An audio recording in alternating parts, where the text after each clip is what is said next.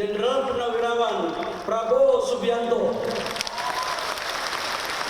yang juga adalah alumni Partai Golkar.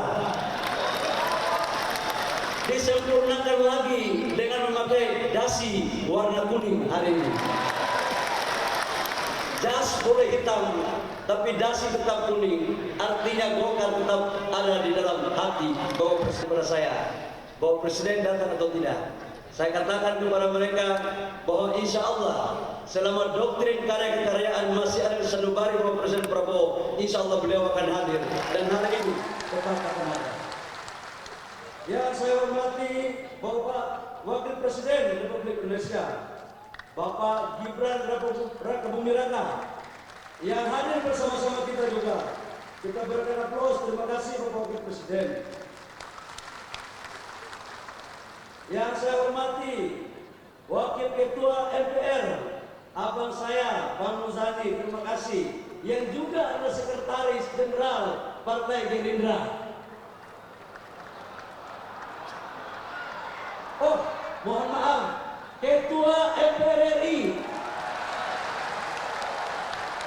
Berarti respon kader partai untuk cinta Gerindra ini tinggi. Masuk barang, masuk. Yang saya hormati Ketua DPR RI, kakak saya Ibu Puan Maharani, kata Ketua Panitia Perempuan Hebat katanya. Yang saya hormati seluruh anggota kabinet Merah Putih yang sempat hadir, yang mohon maaf saya tidak sebut satu persatu. Ketua-ketua umum partai politik yang sempat hadir, yang mohon maaf saya tidak sebut satu persatu. Lebih khusus yang saya hormati Wakil Presiden ke-10 dan ke-12 yang juga mantan Ketua Umum DPP Partai Golkar, Bapak Muhammad Yusuf Kalla, yang sudah hadir bersama-sama kita. Ini kader Golkar yang pasca reformasi punya jabatan Wapres 2 kali dan presidennya berbeda, cuma Pak Yusuf Kalla aja. Itu terjadi karena benar dari Ketua Golkar, kira-kira begitu. Yang saya hormati Ketua Dewan Pembina Partai Golkar, Pak Agus Gumiwang, Ketua Dewan Kehormatan Bang Ical, kita berikan aplaus kepada Pak Manisar Bakri, Ketua Dewan Etik, dan seluruh senior-senior yang mohon maaf saya tidak sebut satu persatu. Sekretaris Jenderal, Wakil-Wakil Ketua Umum, Bendahara Umum, dan seluruh pengurus DPP Partai Golkar yang hadir pada hari ini. Yang saya hormati anggota fraksi 102 orang DPR RI yang sempat hadir di ruangan ini. Para ketua ormas harta karya, ketua-ketua Golkar DPD 1, DPD 2 yang saya muliakan yang hadir pada hari ini,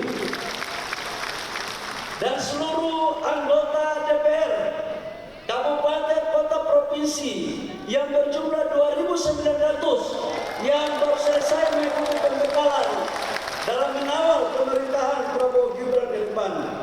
Seluruh kader dan hadirin yang berbahagia, pertama-tama marilah kita panjatkan puji syukur kita kehadirat Allah Subhanahu wa taala atas limpahan rahmat kasih sayangnya sehingga pada hari ini kita dapat berkumpul di sini dalam rangka mengikuti perayaan puncak HUT Golkar yang ke-60. Hari ini merupakan hari yang sangat penting. Ibarat usia seorang manusia, 60 tahun bukanlah usia yang muda. Ini adalah usia matang-matangnya.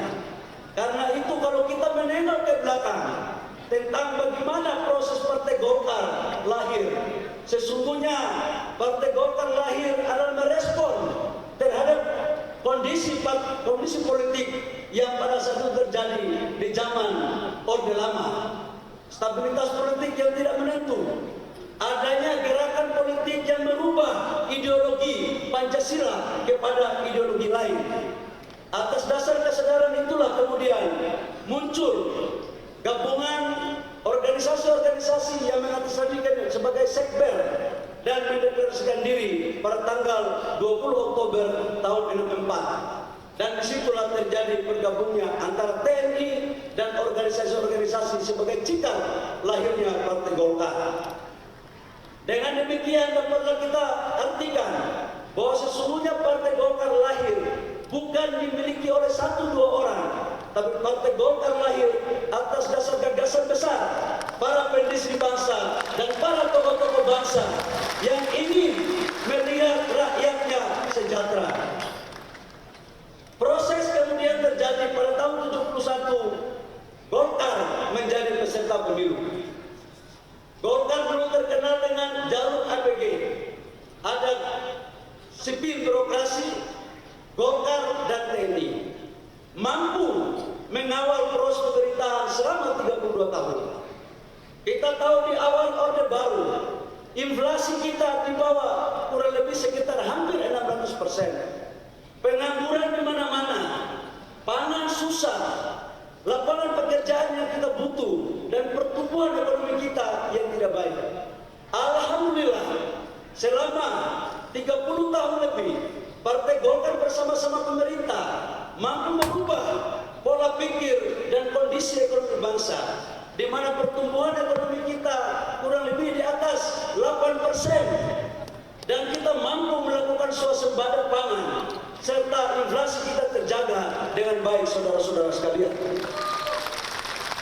Di zaman Orde Baru juga kita pernah melakukan ekspor minyak 100 barel, 1 juta barel per day. Ini adalah sebagai bentuk daripada kedaulatan energi. Namun apa yang bisa kita lihat, kekuatan bangsa kita tidak hanya disegani di kawasan Asia Tenggara, tapi juga disegani di dunia. Bahkan terkenal bahwa Indonesia adalah macam Asia. Golkar lahir untuk mengawal proses pembangunan. Golkar lahir untuk menentukan dalam rangka mewujudkan apa yang dicita-citakan oleh para pendiri bangsa tentang kesejahteraan, tentang pendidikan, tentang kesehatan.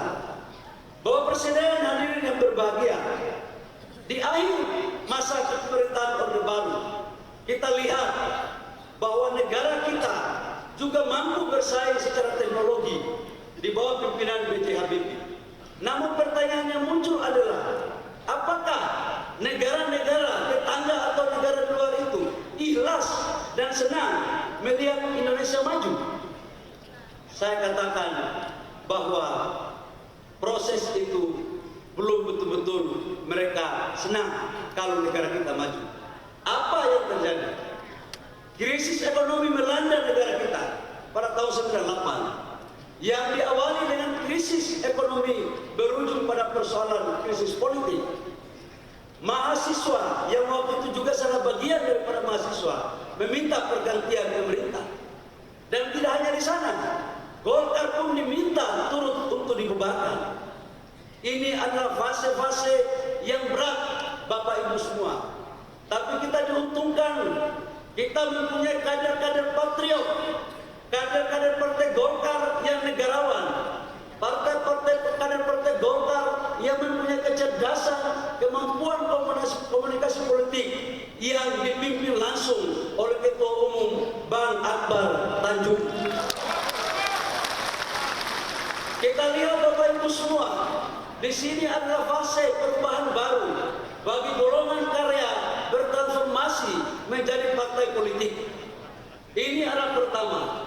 Dan di tahun 99, kalau kita melihat banyak rakyat di pelosok-pelosok, di kota-kota, saya pernah melihat waktu itu masih mahasiswa, Bang Akbar memimpin kampanye dengan tokoh-tokoh Golkar yang lain, sempat dari bis ke bis, dari jalan tol ke jalan tol, menghadang mereka. Tapi daya patriotisme, kemudian Golkar mampu keluar menjadi partai pemenang pada pemilu tahun 99, saudara-saudara semua. Pada tahun 2004, Golkar dengan paradigma baru Partai Golkar di zaman pasca reformasi mampu memainkan peran dengan melakukan konvensi agar kemudian 2004 menjadi partai pemenang. Konvensi adalah sebuah strategi yang menurut saya jitu. Dan waktu itu peserta konvensinya adalah Ketua Umum Bang Bertanjung, Bang Ical, kemudian Pak Surya Paloh, kemudian Pak Wiranto, dan Bapak Presiden Prabowo. Yang menang waktu itu adalah Pak Wiranto. Namun dalam Pilpres belum Allah mengizinkan jadi presiden. Tetapi yang kalah konvensi 20 tahun kemudian langsung terpilih jadi presiden. Jadi memang di Golkar ini ya ketua umum itu belum tentu jadi presiden. Belum tentu. Karena Golkar ini inklusif. Dan itu telah dicontohkan oleh Bang Akbar. Beliau ketua umum membuka diri bagi yang lain untuk ikut berkompetisi. Artinya apa? Yang saya mau sampaikan bahwa Golkar sebagai partai yang betul-betul adaptif, yang mau mengikuti perkembangan tentang sistem politik yang ada. Pasca pemilihan konvensi, apakah kemudian partai Golkar sudah selesai? Enggak lagi. Muncul fase berikut. Pasca konvensi, Partai Golkar melahirkan kader-kadernya yang luar biasa, kemudian mendirikan partai lain. Jadi Golkar selalu silih berganti, naik turun. Diawali dengan Hanura yang didirikan oleh Pak Wiranto. Waktu itu orang berpikir Golkar akan semakin suaranya turun. Tapi alhamdulillah, sekalipun ada yang pergi, ada juga yang datang. Setelah Pak Wiranto pergi mendirikan Partai Hanura, ada satu lagi kader terbaik Partai Golkar, mendirikan Partai Gerindra.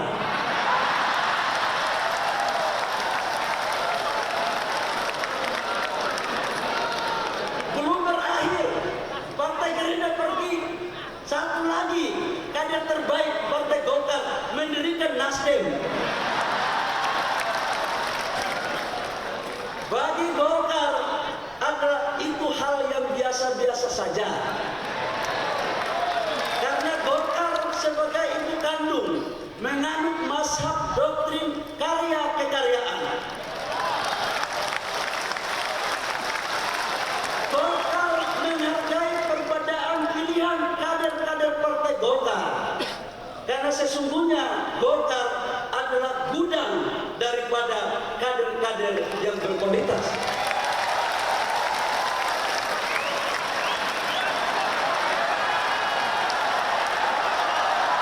Saya juga ingin menyampaikan bahwa dalam perilaku politik Golkar tidak pernah menghina atau meremehkan partai yang lain.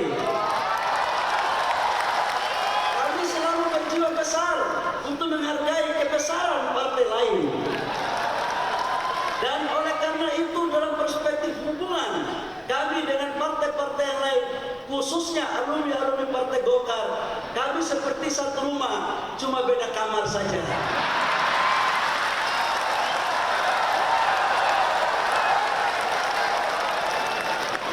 Yang namanya satu rumah pasti keluarga.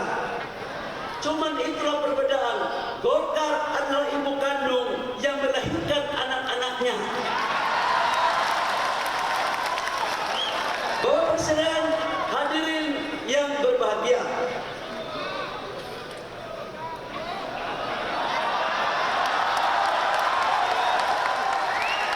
Pasca reformasi dan pasca transisi Golkar, kemudian di tahun 2024 adalah tahun politik. Kita sadari bahwa dalam tahun 2024 adalah tahun politik di mana mampu kita melewati proses pileg, pilpres, dan pilkada. Khusus untuk pileg, alhamdulillah Partai Golkar selalu ada pada garda terdepan untuk memperkuat fondasi-fondasi dukungan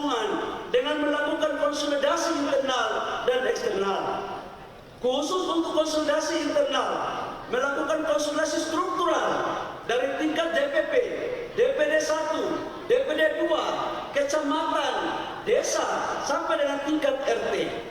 Tidak hanya melakukan konsolidasi, juga mampu memberikan diklat-diklat, training-training sebagai bagian daripada kebesaran Partai Golkar. Dan alhamdulillah, hasil daripada pileg, Golkar mampu meraih suara sebesar 102 kursi di DPR RI. Kami nomor 2, Bapak Presiden. Kami nomor 2, ya di bawah dikit PDIP, di atas dikit Gerindra. Kami di tengah-tengah saja. Dan ini mencerminkan, tetapi untuk DPR Kabupaten Kota, izinkan kami Bapak Presiden dan seluruh ketua-ketua umum partai lain bahwa Golkar menang di 15 provinsi dan sekaligus menjadi ketua DPR provinsi dan menang di 300 lebih kabupaten kota dengan total jumlah anggota DPR kabupaten kota sebesar 290 dan yang terbanyak dibandingkan dengan partai-partai yang lain. Dan malam hari ini semua mereka ada di sini, Bapak Presiden.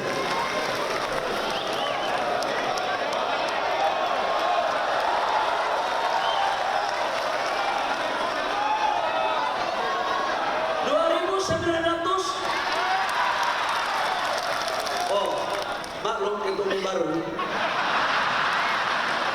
Kalau datanya belum clear itu salah sekjen. Bapak Presiden dan hadirin yang saya hormati, terkait dengan Pilpres, alhamdulillah Golkar bersama-sama Partai Gerindra dan Partai Koalisi telah bersepakat untuk mencalonkan pasangan calon presiden pada saat itu Prabowo Gibran dengan nomor urut 2. Golkar dan partai koalisi yang lain bersama-sama bekerja keras untuk memenangkan pasangan kita untuk menjadi presiden dan wakil presiden. Alhamdulillah juga, alhamdulillah terpilih dengan suara signifikan sebagai presiden dan wakil presiden. Ini karena sudah banyak belajar soalnya dari konvensi dan beberapa kali ini ilmunya udah semuanya pas, apalagi Golkar dukung. Jadi insya Allah menjadi yang terbaik bagi rakyat bangsa dan negara. Selain daripada Pilpres, yang terakhir yang baru kita saksikan bersama-sama adalah Pilkada. Pemilu kada baru selesai. Banyak kenangan, cerita, dan tulisan dari lubuk hati maupun dari lubuk-lubuk yang lain. Yang hampir suaranya semuanya sama.